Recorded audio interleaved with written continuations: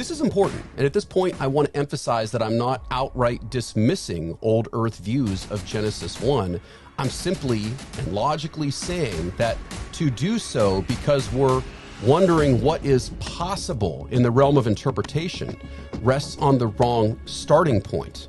What we should be asking is not what Augustine or some other random church historian thought, because I think this comes with its own issues. Issues like, how do we know Augustine wasn't being just as influenced in thought, ideology, and reason by the leftovers of the pagan Roman world? These cultural and ideological influences are the same things ancient Hebrews have dealt with as their worldview expanded into other cultures before the Romans. And if we're not being naive, we will realize we are dealing with the same things today in all areas of what we call science. The other thing I take issue with is his misguided or even disingenuous use of Augustine to promote the modern understanding of old ages. This is just misguided logic at best, and at worst, disingenuous, I would say, because Augustine, like any other theologian before the mid-19th century, would have fit within the realm of what we call today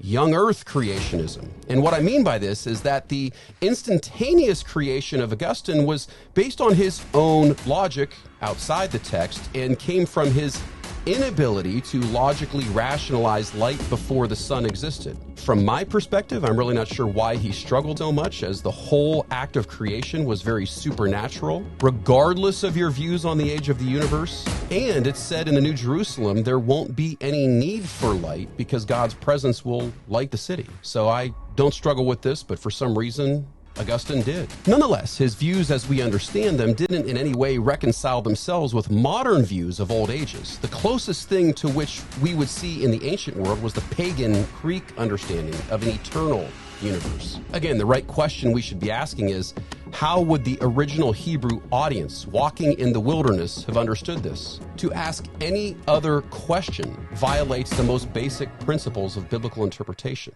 And I really just think this is an area where old earth creationists need to be more honest and take the L.